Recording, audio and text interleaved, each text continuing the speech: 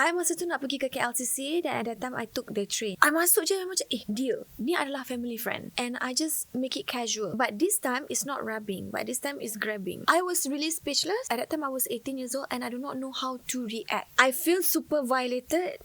And I cakap dengan my mother lagi sekali benda ni, and I tak tahu macam mana penerimaan dia je lah. But I just told her casually that this happened to me again.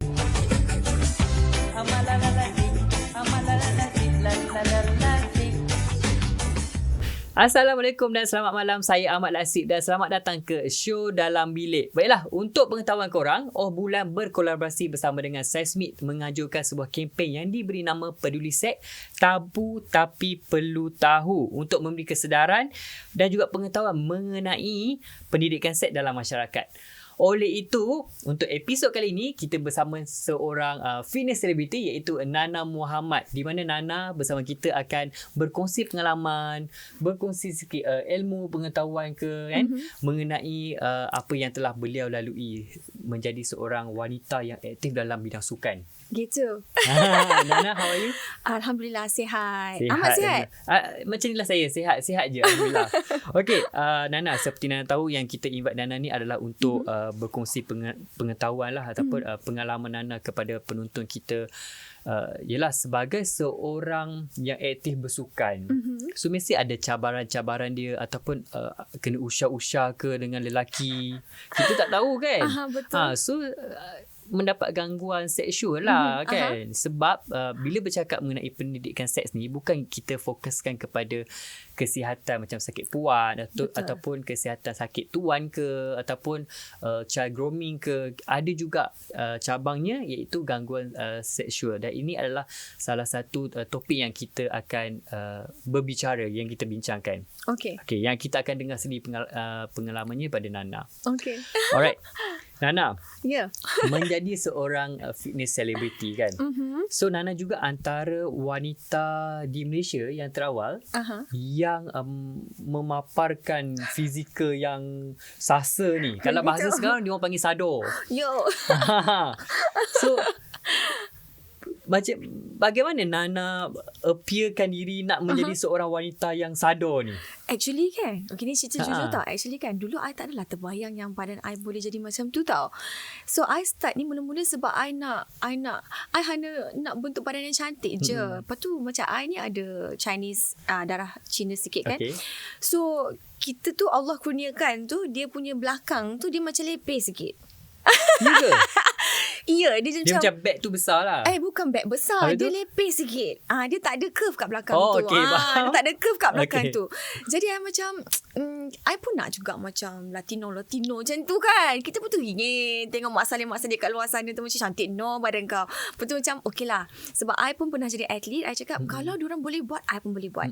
So permulaannya tu I just nak yang kat belakang tu je. I tak nak lah badan sasa-sasa macam tu kan. Macam I pun mula-mula goli.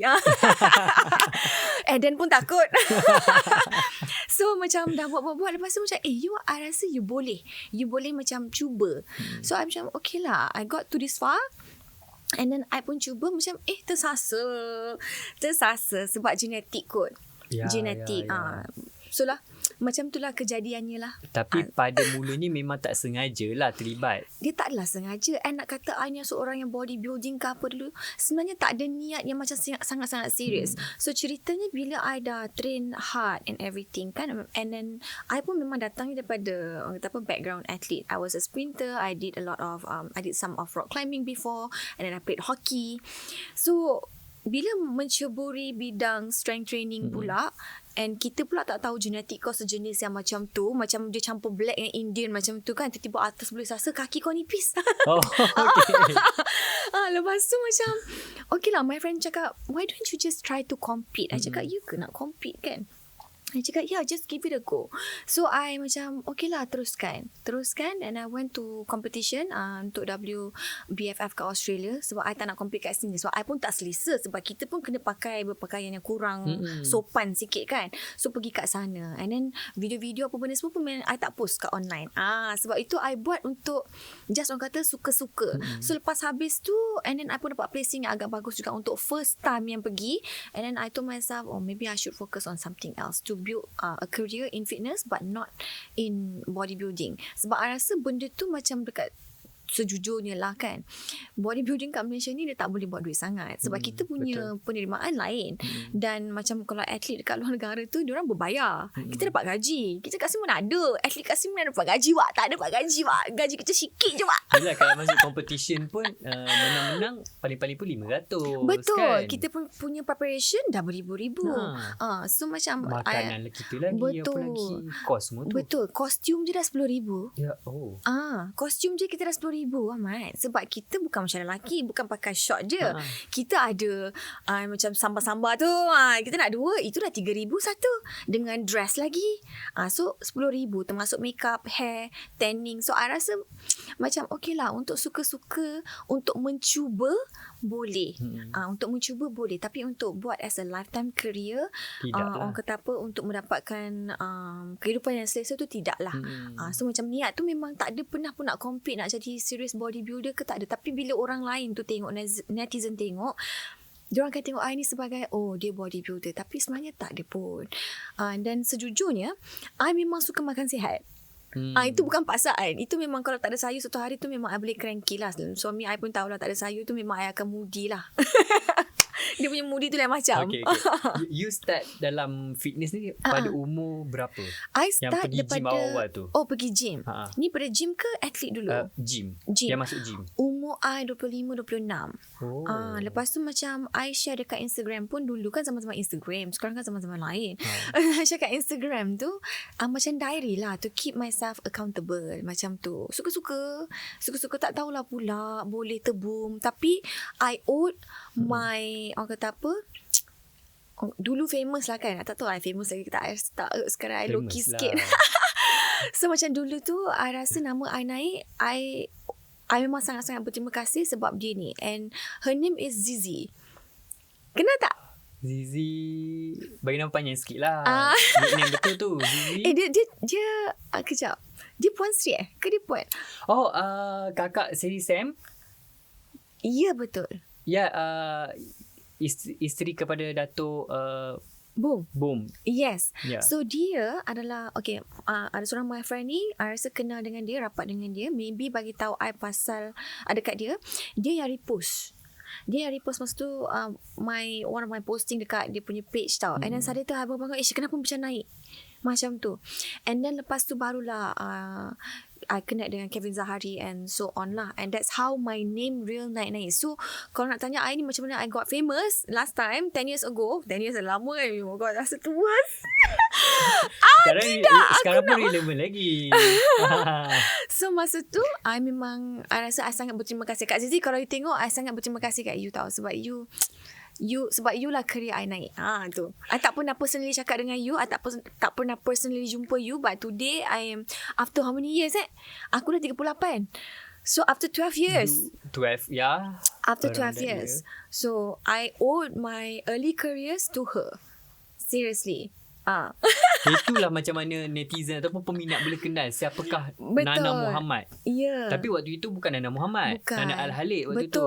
Sekarang tukar nama kan. Baru tukar nama. Ya. Kita nak ketenangan. Okay. Itu yang first yang Zizi yang naikkan you, dia repost apa semua, dia share. Betul, dia your video apa semua tu, dan penonton dan juga netizen boleh kenal siapakah Nana Al-Halik ketika itu. Betul. Dan you pun agak terkejut menerima sambutan yang begitu ramai. Betul. So kat situlah menjadi titik siapakah Nana ini sebenarnya ketika itu. Sampailah sekarang. Dan masih lagi aktif bersukan. Tapi different sukan lah. So sekarang ni we all about macam healing. Sebab kita pun dalam perjalanan hidup kan ada liku-liku kehidupan kan. Dia ada naik, ada turun, ada sedih, ada gembira macam tu. So bila masa PKP tu I decided to choose to heal myself. So I took a step back. Bukan step back lah, banyak step back tu untuk senyap sekejap dekat social media. Because I think to give myself healing, Untuk hilangkan trauma ni, kita kena self-reflect, Betul. self-awareness. Ya. Kena tanya diri, how do I heal myself? Releasekan trauma ni. So, memang macam-macam lah. Ada yang rasa pernah macam depression, ada. Pernah rasa macam ada thoughts to end it, pun ada. Tapi benda tu macam setengah orang saja yang tahu. But then after I sit down with myself, macam okay, aku dah okay. Aku dah okay. So macam sekarang ni baru kita aktif balik lah. Macam tu. Nak aktif tu pun kena maintain juga kan? Kena maintain juga. Sebab sekarang ni zaman memiliki, social media. Ya betul. Satu lagi nak memiliki tubuh yang you dah buat daripada awal-awal. Betul.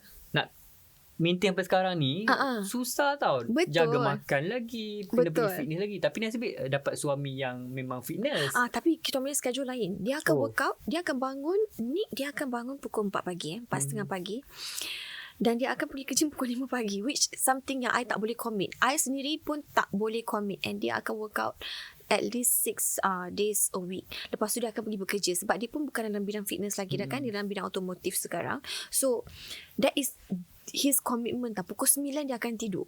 So macam I more do yoga, I do more pilates, I do more energy work, and then strength training I masih buat juga, and then sometimes I do rehab. So like I said, macam dulu is purely strength training, but now I want something as a whole. Pagi maybe buat breath work to just get into like a proper, orang kata apa, mindset.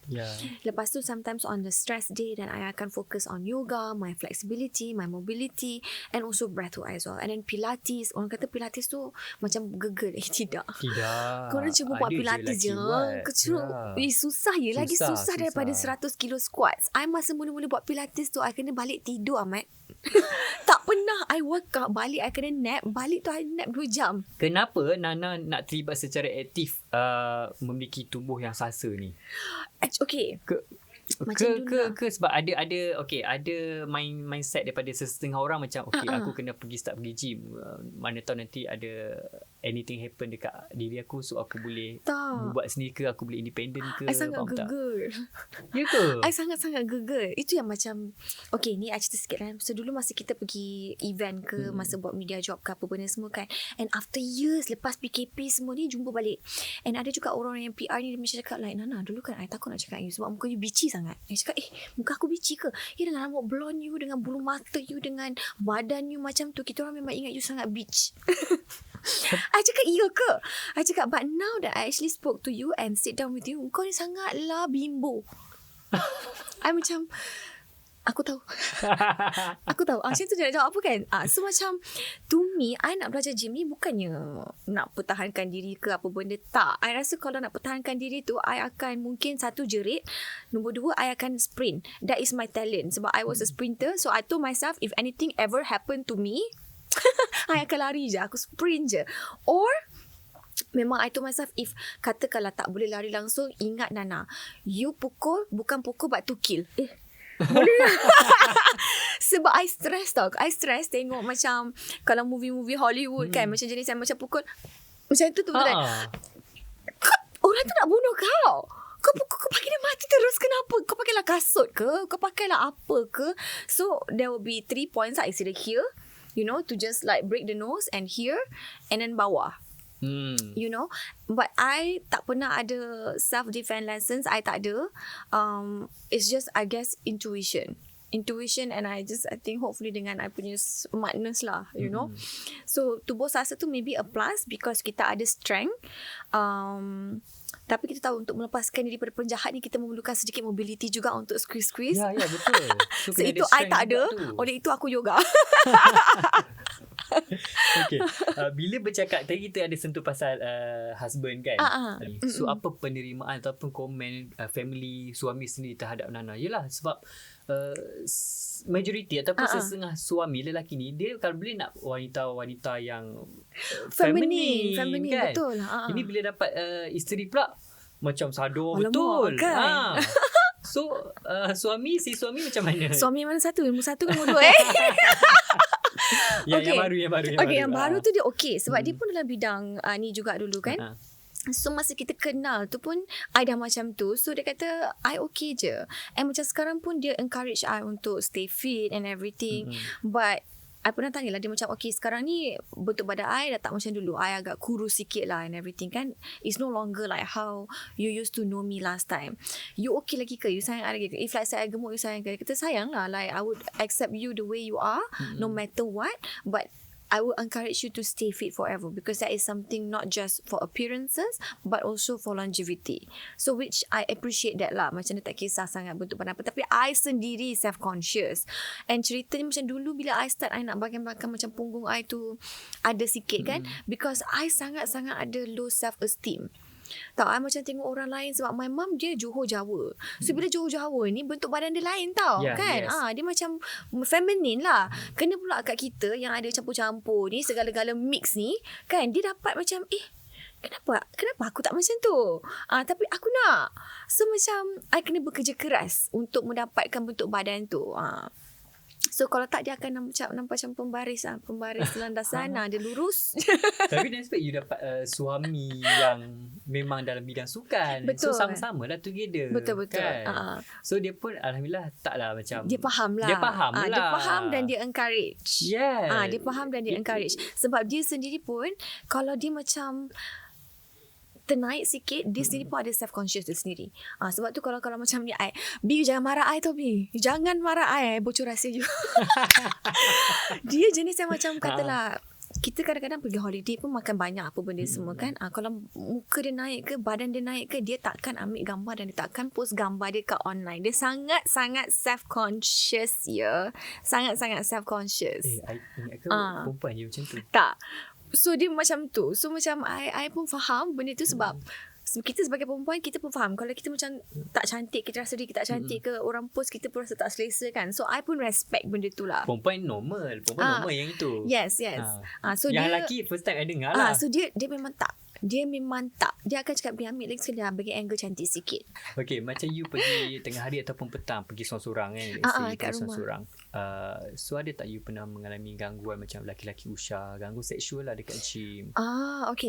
Sebab tak ada. Sebab Nana selalunya perempuan bila gym ni pergi gym, diorang selalunya tak tahulah, ini yang tidak bertudung, ini saya cakap yang tidak bertudung. Diorang akan pakai macam sport bra, pakai seksi lah untuk keselesaan diorang. Yes. So Nana pun mesti akan pernah ataupun mengalami benda-benda macam tu, macam laki usha dekat gym. Itu of course. Laki-laki jeling-jeling tengok. Ada. Of course. Sebab kita tahu sexual harassment ni bukannya pegang. Kadang-kadang dia macam undressing us by just looking, you know. And kadang-kadang dengan kata-kata juga. So to me, I honestly mungkin pernah ada, mungkin I tak perasan lah, tapi macam tengok apa benda semua tu ada lah kan. Aku tak tahulah kenapa dulu zaman-zaman I muda dulu tu, I ni yang tengok tu dia bukannya bayi-bayi I dulu, tapi yang lanjut sikit umur dia. Lebih tua. Lanjut sikit. Kita macam umur dia lanjut daripada I lah. Maksudnya macam 30 lebih or 40 plus. So I rasa muka I masa umur I 20 tu mungkin market orang-orang macam tu kot. Aku tak tahulah. So bila yang pandang tu, yang macam stare apa benda semua, yang macam like, this is like not a very comfortable stare, is from that age. You know, I tak pernah kena macam from my age, masa I 20 plus, masa kalau I pergi gym ke apa. Sebab I rasa diorang pun mungkin geli dengan I sebab badan I sasa. So macam sexual harassment yang I pernah kena is masa sekolah. Dan masa I in between habis sekolah dan masa nak internship. Waktu cakap pasal sekolah tu, sekolah rendah ke sekolah menengah? Sekolah menengah. Tapi dia tak berlaku dekat sekolah. Dia berlaku dalam public setting di mana kita ada majlis di luar sekolah, dan this is what we call macam gathering orang-orang yang kita kenal lah, friends, family and all. So what happened to me is actually masa kita nak ambil gambar. Kita nak ambil gambar ramai-ramai kan, biasa kalau gathering ke apa kita ambil gambar ramai-ramai. So I stood kat belakang, barisan belakang, and suddenly I felt somebody rubbing the thing dekat my punggung. And at first I rasa macam ni tak sengaja ke apa, you know. And then I turn 3 row je, 1, 2, 3, dan I row yang kat belakang sekali. And I rasa macam tak ada, tapi macam kenapa macam rasa something. So bila I turn, okay lah, ada setengah sikit kat belakang tu, ada sikit. And then I literally know siapa yang buat dekat I. Actually, I tahu siapa yang buat dekat I. Tapi bila I share benda tu dekat my mother, yelah mak-mak kan kadang-kadang macam kawan yang dia kenal ke, orang kenalan yang dia kenal ke, dia mungkin tak percaya benda tu. Macam takkanlah. Tak sengaja kot. Tak sengaja kot. Tapi deep down I know benda tu bukannya tak sengaja, bukannya apa sebab, bukannya sikit-sikit. Benda tu macam dia dah rap, dia stop bila I turn. Lepas tu bila kita nak ambil gambar, videographer nak ambil apa benda semua, dia buat lagi.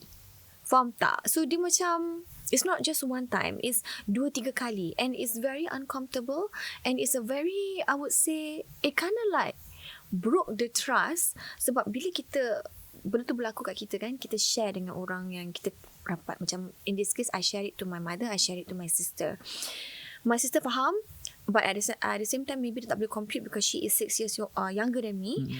But my mom macam disbelief. And I told her, you should talk to this person punya parents, because I feel like this is very unethical, and it is not like dia ni tak mature. Dia dah lepas 18 tahun. At that time I was 15 years old, you know.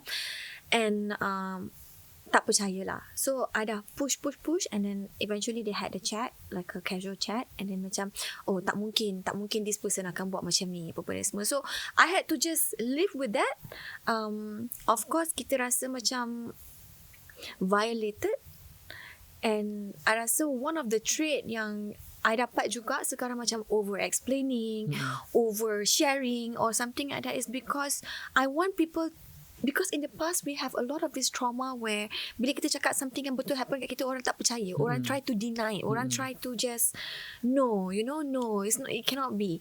So it kind of like terbawa-bawa sampai sekarang. So I feel like that is something that I have to work on. So macam kali kedua happen, orang yang sama juga, orang yang sama, kenalan yang sama. I masa tu nak pergi ke KLCC, dan at that time I took the train, LRT. And masa I pergi masuk kat situ, I masuk je macam dia. And I cannot not be unfriendly because ni adalah family friend.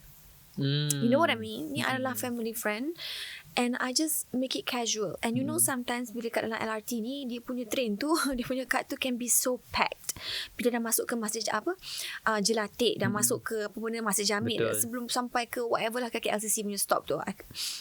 So bila train tu dah penuh, kita pun dah squish, benda yang sama happen. But this time it's not rubbing, but this time it's grabbing. Faham tak? So I macam at that time I was really speechless, and at that time I was 18 years old, and I do not know how to react, because there's a lot of people. I do not want to cause drama because of the experience. Bila I bagi tahu my parents tu, macam my mom, dia macam tak percaya. So I macam, aku tak tahu nak buat apa ni amat. So aku dalam train, aku macam tengah bersiap, macam kita pakai office work kan, office work sebab kita intern time tu, dengan bag. And the only thing yang I boleh buat is just take the bag and then just do that, you know. And I do not know how to react, and I feel that I feel super violated. And I cakap dengan my mother lagi sekali benda ni, and I tak tahu macam mana penerimaan dia je lah. But I just told her casually that this happened to me again, and I'm very uncomfortable, and I feel that this person has issues. Regardless whether nak cakap dia tu paling pandai dalam kenalan you, dia excel whatever achievement, it doesn't make, you faham tak, macam orang tu berjaya macam mana pun, tapi kalau moral dia tak bagus, it doesn't determine you as a successful or like a kind person. Is that so it's like macam it's so awkward, and every time we have a gathering, I rasa macam ini ada ke tak, sebab aku tak nak jumpa kau. Kita nak pergi pun takut. Kan? And for the fact that this person is way and much older than me, and it's a family friend, you know. So it's something that is hard for me to explain to family members or like my mother, because I pernah did this one time. But I do not blame my mother for this, because maybe if I'm in that situation as well, kalau kawan dia kenalan dia buat, I pun sendiri tak tahu macam mana nak react, because I pun rasa dia mungkin di atas angin, di mana dia pun, you know, I have a good relationship with his mother, but you know, macam mana nak buat ni kan. So I faham part dia and I bersalahkan dia, but I feel that education in terms of sex education to boys and pemahaman sex education to girls sangat-sangat important. And I feel that to parents out there lah, kalau anak you kecil ke besar ke, umur berapa ke, kalau bagi tahu tu, you jangan cakap you ke. No, because that is gonna break their trust. Because trust between parents, ibu bapa ni susah kita nak build. Betul. You know, so it is something that you kena bukan investigate, tapi you have to really sit down. Kalau benda tu betul happen, then you have no control on the other side, then you have to work on something on how to heal your child trauma. Because panjang weh, kalau tak dia macam dia kacau self esteem you, dia kacau you punya macam you tak tahu whether orang percaya you ke tak. Yeah. That is what I had to face lah throughout my life. It's like kalau cakap tu kena over sharing, and then sometimes macam kenapa aku kena cakap macam tu? Bila I fikir-fikir balik, bila I reflect balik, oh actually because of this thing happened before. So itulah satu, okay? You kena you jangan dis lah as a parents ke, kalau uncle ke kakak ke apa ke, kalau your siblings, tak kisah lelaki ke perempuan, cakap dia kena sexually harass, you jangan cakap ya ke, because sebab you tak kena lagi, you tak tahu macam mana perasaan dia tahu. Sebab macam kita mungkin tahu, okay, kalau aku kena macam ni, aku nak tampar dia, aku nak, tapi tak. Because bila benda tu kena dekat you, you sendiri akan terkejut, akan froze, you sendiri akan tak tahu nak buat apa, especially in public places. Public. Itulah. Tapi dia macam ni Nana, bila untuk first time mungkin okay tak sengaja. Ya. Okay, so kita macam okay lagi. Bila dah berlaku dalam kali kedua, ketiga, keempat, betul. takkan tak sengaja lagi. Betul. So memang dia dah aim kita. Betul. Betul. Meaning this person ada masalah. You know, dia mungkin ada masalah, dia tak boleh control ke apa ke. So that's why I feel that sex education sangat-sangat important. Sejujurnya, my mom, thank you so much for doing this to me, walaupun it was super awkward at that time. So my mother, dia sat me down when I was 6. I still remember masa tu dekat kitchen rumah lama dulu kat Gombak. Dia kata dia panggil I Nurul. Okay, dia panggil I Nurul. Nurul, mama nak kena cakap dengan Nurul. So we sit down. Dia tarik I, dia tunjuk, tahu tak macam mana perempuan pregnant. I cakap, I tak. Betul, okay, mama nak cerita. So she basically told me macam mana perempuan dapat pregnant, kat mana tempat-tempat yang lelaki tak boleh pegang, and if anything, you know. So I kind of like know boundaries in a sense. And sex education video yang I pernah tengok daripada my mother is that macam a mini documentary where dia tak tunjuk lah pasal yang whatever kejadian dia tu, you faham tak? Tapi macam mana sperm bergerak and then dia menjadi telur and dapat baby. So I watched that at the age of 6 or 7, and lepas tu dia sit me down and then bagi tahu this is what happened. And then kalau ada any kawan-kawan yang pegang dekat area mana-mana ke, jangan bagi. You know, if kalau kita kan dulu kan masak-masak, kan kawan-kawan kita pula bukannya perempuan, ada lelaki-lelaki join, doktor-doktor and everything kan. Kadang-kadang kita tak tahu nak cucuk-cucuk doktor, bedah-bedah pakai pisau palsu tu, kadang-kadang ada je selak sini, kita tak tahu, kita kecil kan. So macam it kind of like give me, okay, I faham dah sekarang.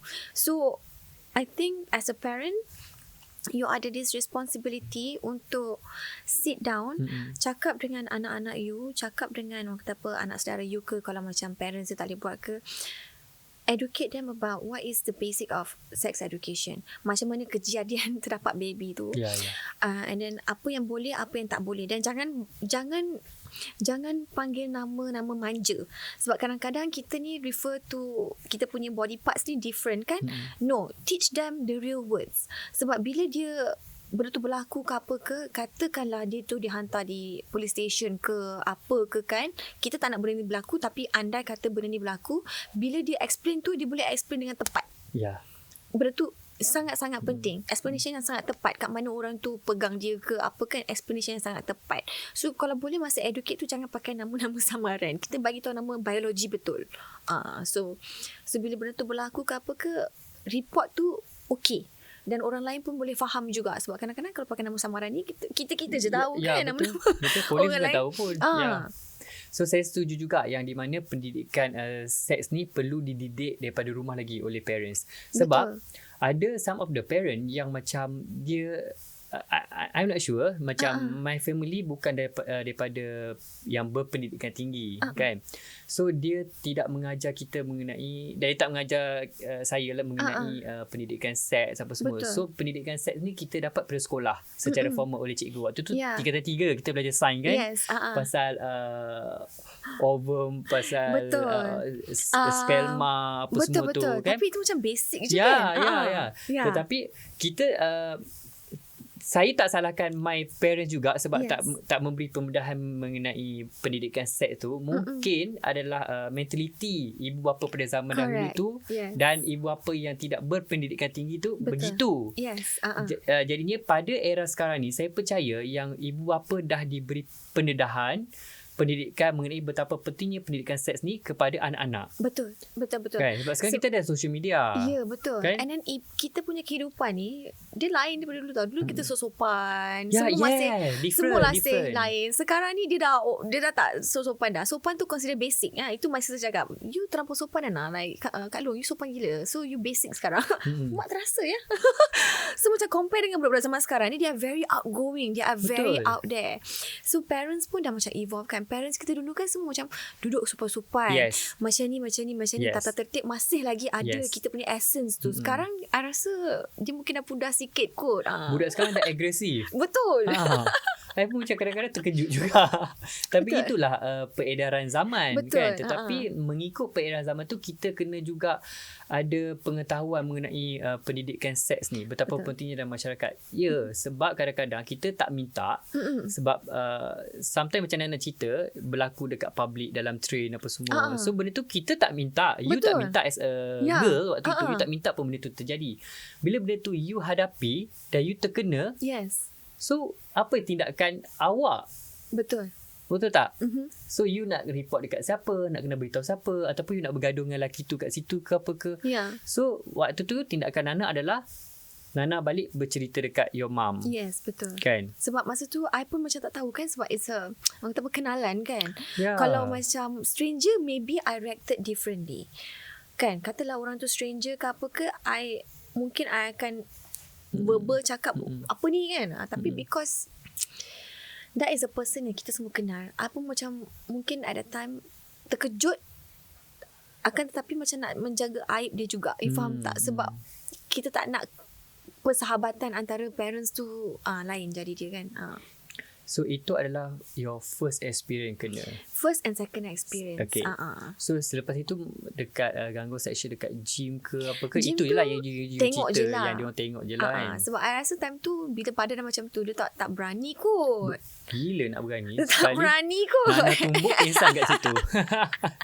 Dia tak berani lah time tu. Dia macam tengok I mungkin pelik ataupun apa ke kan. Dan istighfar lah. Tapi itulah dia punya question mark tu. Market zaman-zaman muda. Kita muda dulu tu orang tua. Tak faham. Okay, kita dan juga Nana. Macam Nana sendiri, tindakan Nana adalah balik report, bagi tahu dekat mak apa semua. Okay, ini andai kata wanita kat luar sana mengalami perkara yang sama. Gangguan seksual dekat public ke, tak kira lah dekat gym ke, dekat tempat bersukan, tempat yoga dan sebagainya. Apa yang wanita perlu lakukan? Okay, number one, first of all, dia of course kena bagi tahu orang kat situ juga. Kalau berlaku kat gym ke apa ke, kena bagi tahu management gym. Kalau ibu dapatkan orang kata CCTV ke apa benda semua, get that. That is Sebagai your right bukti. to get. Yes, untuk dapatkan report. And then second, you kena buat report.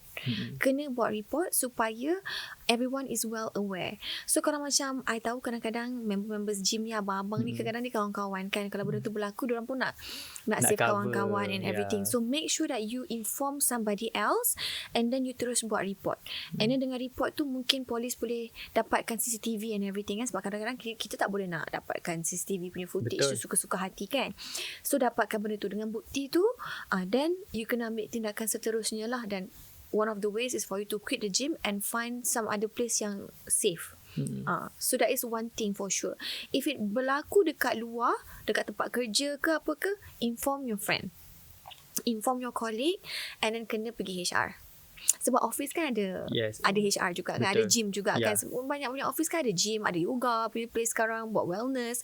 So if that ever happen, inform your colleague, co-workers, and then immediately pergi jumpa HR. If your boss yang buat macam tu dekat you, pergi jumpa bos atas dia. Because this you kena bagi tahu, because you tak nak benda ni berpanjangan. And andai kata penerimaan company tu berbeza dan you yang dipecat, ataupun I'm very sure this thing happened before kan, sebab dia boss you, dia buat macam tu kat you, and then you pula yang dibuang kerja, then meaning just leave the place, meaning it's not meant for you. If you stay also, it's very toxic already, because I know some of my friends yang pernah kena macam ni, is very toxic for them. So just leave the company. Rezeki ni luas, cari tempat lain yang lebih selamat. Okay, dan satu lagi, apa pendapat Nana, macam kita baca dekat petikan akhbar kan, ada je isu-isu mengenai atlet yang menjadi mangsa gangguan seksual ni, di mana coach dia yang buat. Yes, to me, kalau kat Malaysia ni, kita susah nak cakap lah, kita ambil reference luar negara lah kan. Okay, reference luar negara, bagi saya kadang-kadang you have no choice, but if you love your career, then proceed, dan maybe inform your manager ke, sebab biasanya atlet ada manager kan, manager ke, your parents if you are a child, and of course cari substitute coach lain. Country lain you import masuk ke macam mana kan. If you are a professional athlete, then you should have the ability to do that.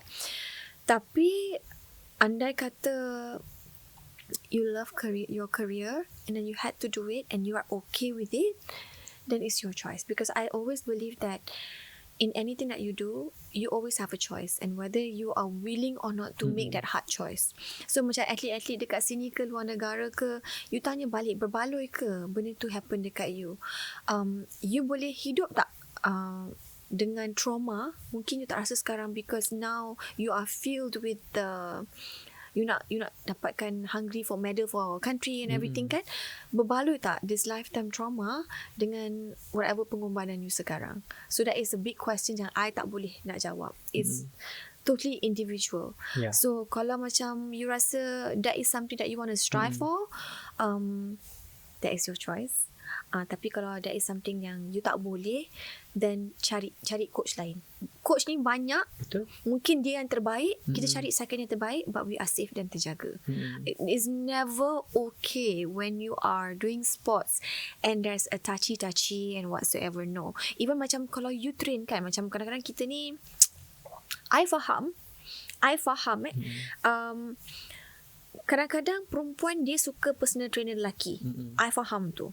Okay, so bila you ada personal trainer lelaki ataupun coach lelaki, make sure that you write the guidelines. Faham tak? Macam kadang-kadang I faham as a coach, you nak kena pegang, rasa muscle sini, rasa muscle sini, engage kat this area. But some coaches, diorang tak tahu these boundaries. So it's your responsibility as a woman to inform them, I am not okay for you to touch at this area. Melainkan kalau dia pakai stick kayu ke apa untuk betulkan that is fine. Tapi touching by hands and everything, I tak selesa. So that is your responsibility to inform. To inform, because I've seen dekat gym, bukan I yang kena, okay, macam I kat sini workout, I've seen some coaches and PT, this is we talking about maybe 8 years ago, 6 years ago. Sekarang I tak sure berlaku lagi ke tak. This is a public gym, okay, yang memang masa train tu macam-macam lah pegang. And I masa tu sebagai seorang coach, I rasa tak perlu kot you pegang dia macam tu. Dan kalau you nak suruh dia engage muscle ke apa ke, macam maybe you touch here, you tak perlu faham tak? Pegang. Okay, faham. So macam that is not okay. Unless you sendiri pun memang nak ngorat coach tu kan, you pun nak try dia. That's a different story. But in general, it's not okay. So you have to let them know, okay, boundaries. Okay, so for you pun you tak selesa. I tak selesa diperlakukan begitu. Tidak. Macam I memang specifically cakap, okay, I nak client I perempuan saja. Sebab I sendiri pun tak selesa nak train lelaki. Sebab I takut nanti fitnah ke apa ke kan. Memang I tak suka lah, walaupun Yelah, kita pun tahu dulu kita macam mana pula kan. Dulu kita tak macam sekarang. Dulu kita macam mana pula. So macam bila nak train lelaki tu, I sendiri tak selesa tau. Sebab macam tak nak kena fitnah. Sebab kadang-kadang kita tak tahu mulut orang. Kalau lelaki orang ke apa ke, I tak nak. You cari coach lelaki. Sebab you lelaki, you cari coach lelaki. Melainkan kalau you datang as a group, in a group training, okay, I boleh accept. Ataupun you train dengan I, husband and wife, I accept. You lelaki seorang, I'm sorry, I tak selesa. Because I nak mengelakkan fitnah tu, I tak suka. Nana, macam Nana sekali kita tengok Nana memang aktif dengan gym apa semua tu kan. You tak ada ke macam belajar Muay Thai, taekwondo, silat sebagai seni mempertahankan diri? Yelah, sebab saya percaya di mana perempuan-perempuan yang feminin ni okay, kena belajar seni mempertahankan diri juga untuk nak protect diri dia sendiri daripada gangguan seksual. Saya setuju. Saya setuju. Dulu sekolah lah, sekolah rendah lah, adalah macam taekwondo. Sampailah belt kuning ke belt apa tak, I lupa. Okay, tapi I lupa lah, of course. Lepas tu, I rasa masa sebelum PKP ke ataupun masa kita dah boleh keluar tu, I tak ingat. Sama-sama lah ni peringatan ni. Adalah orang macam cakap, okay, kita nak ajar you yang macam Kramaga macam tu. Okay lah, I pun pergi. Tak boleh. Tak kena dengan jiwa lah. Dia bukan tak kena dengan jiwa. Dia minda cakap nak, mental cakap nak, kemampuan cakap tak.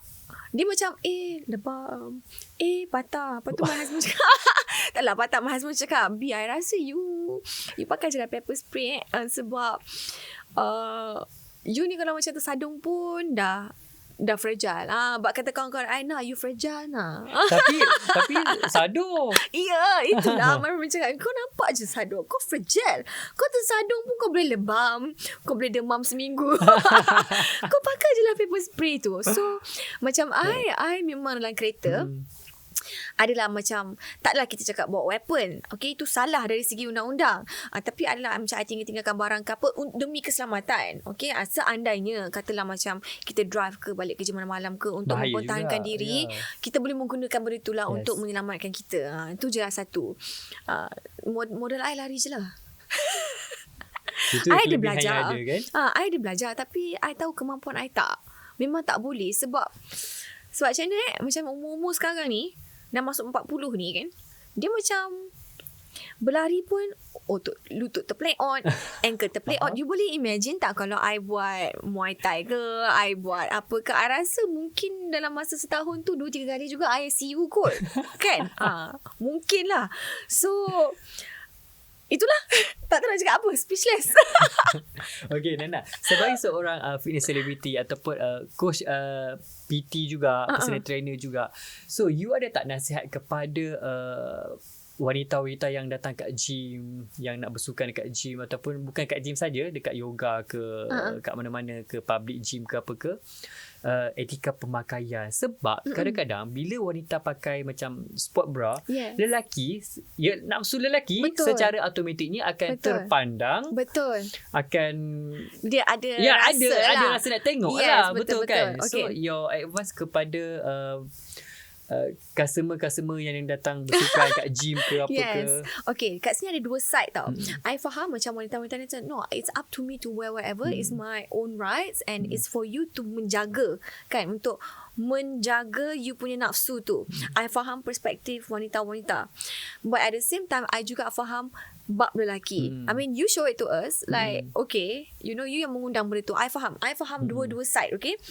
I faham dua-dua side. Sebab macam argument dia kadang-kadang macam, kita boleh lah pakai apa-apa, I'm comfortable in my own skin, you tak boleh jaga nafsu you, asal nak salahkan I pula. I faham tu bab perempuan. So to me, disebabkan Malaysia ini dia mempunyai orang kata pemahaman, kita punya agama pun different kan, so kita punya orang kata apa, tata tertib pun different. Sebaiknya kalau katakanlah you pergi tempat-tempat yang you biasa tak pergi, mungkin menjaga sikit. Mungkin menjaga sikit. Melainkan kalau you dengan kawan-kawan. Okay, melainkan kalau macam, okay, ini adalah kawasan rumah, gym tu kat kawasan rumah, studio kawasan rumah, ada tahu kat sini semua mak saleh dah biasa dah tengok macam pakai sports bra ke apa ke, then it's fine. You know, because kita tahu penerimaan lain dan mungkin nafsu tu berbeza. Sebab to me, I rasa lah, correct me if I'm wrong, jangan kecam I sudah, okay, correct me if I'm wrong, I rasa macam kita kat Malaysia ni kadang-kadang mempunyai lelaki tu mempunyai nafsu macam tu sebab tak biasa tengok. Tak biasa tengok. Disebabkan oleh batas agama. Betul, dan batas agama and pemahaman everything. agama. Ya. Betul. Tapi kalau macam kita tengok orang-orang mak saleh dan sebagainya, diorang tak kisah pun. Sebab benda tu dah biasa. Benda tu hari-hari tengok, macam dah muak dah tengok benda tu. So macam bila kita dekat sini ke apa ke, mungkin certain area, contohlah kalau you duduk kat Hartamas, contoh, you duduk kat Bangsa, sekali pergi workout dekat Ampang. Ampang pula crowd dia banyak Melayu. So you kena, benda tu logik kena faham sendiri. Kadang-kadang kita kena mengembik bila masuk kandang kambing. You tak boleh nak mengembik masuk kandang lembu. Betul tak? Dia lain. Sama juga benda tu. So you kena tanya diri sendiri macam okay, nak pergi workout kat Ampang ataupun konon kita nak pergi hiking dekat orang kata apa, Broga, tempat yang macam jauh sikit, jauh sikit, pedalaman apa benda semua, mungkin kita cover sikit lah sebab kita tak tahu kat sana tu macam mana orang dia. Kita tahu kita ni okay, patutnya diorang kena jaga, tapi kita tak tahu orang tu macam mana. So to me, you tengok situasi, tengok location. Kalau you dah biasa dekat Hartamas pakai sports bra, pakai seksi apa benda semua, it's okay because kat sana memang crowd dia adalah mak saleh, foreigners kan. So penerimaan tu dah different, diorang tak kisah. Tapi tempat-tempat lain ni mungkin jaga sikit lah, jaga sikit. Dan tengok kelas juga. Kalau you pergi pilates yang memang semua perempuan, it's okay. Habis pilates you pakai jaket you, kan. Tapi kalau macam you pergi gym ke apa benda semua, especially public gym yang you tak tahu area tu macam mana, first time ke, dan to me I rasa like I said lah, masuk kandang kambing, you mengembik, masuk kandang lembu, dan different. Kita tengok situasi. Macam I sendiri lah, kita pun pergi mana-mana pun kita tengok situasi kan. Betul, takkan nak 24 jam seksi je. Kita tahu, kita tahu benda tu macam okay, ni aku, kau kena jaga kan, kau yang kena. Tapi at the same time untuk orang kata apa, menyelamatkan diri lah. Betul. Tu kita kena faham benda tu. Sama juga macam contohlah, I rasa contoh yang paling obvious, seksi macam mana pun you nak masuk masjid, you bertutup. Betul. So tengok situasi, tengok location. Kena pandai baca lah. Baca bilik. Itu orang kata pentingnya pendidikan seks juga sebenarnya. Correct, dalam masyarakat. So sebab benda-benda bila you dah ada ilmu, dah ada pendidikan ni, dia akan sedikit sebanyak akan membantu kita apa tindakan seterusnya yang perlu kita buat. Betul. Kan? Macam mana kita nak start, macam mana kita nak selesaikan masalah tu, ambil tindakan dan sebagainya. Alright. Itu untuk episod kali ni. I think macam banyak sangat pengalaman ataupun benda yang ilmu yang Nana dah share dengan kita kat sini kan. Sebagai seorang wanita, daripada angle seorang POV seorang wanita yang memang aktif sport, macam-macam buat yoga, gym, macam-macam buat. Dan nasib baik alhamdulillah mendapat suami yang memahami dan satu aliran. Betul. Kan? So sama-sama workout. Okay. Tetapi macam Nana cakap tadi, saya nak ingatkan juga kepada wanita-wanita kat luar sana, kalau korang aktif kat gym ataupun bukan sekat gym lah, aktiviti sukan mana-mana pun, etika pemakaian pun kita kena ambil tahu juga. Tidaklah macam nak pergi mana-mana kita pakai seksi je semua kan. Tengok tempat lah. Tengok tempat. Sebab kadang-kadang ni pemakaian itu boleh mengundang kepada gangguan seksual juga. Betul. Sebenarnya. Yes. Okay. Baiklah. Itu saja Nana untuk episod kali ini, dan terima kasih kepada Nana kerana sudi meluangkan masa dengan kita, dan juga terima kasih kepada korang juga sudi mendengar kisah ini, pengalaman ini sampai habis. So seperti saya katakan tadi pada mulanya, kempen ini Peduli Seks Tabu Tapi Perlu Tahu ini merupakan satu projek kolaborasi kerjasama bersama dengan Bulan dan juga Seismik demi memberi kesedaran dan juga pengetahuan mengenai pendidikan seks kepada masyarakat. Betul. Okey, baiklah.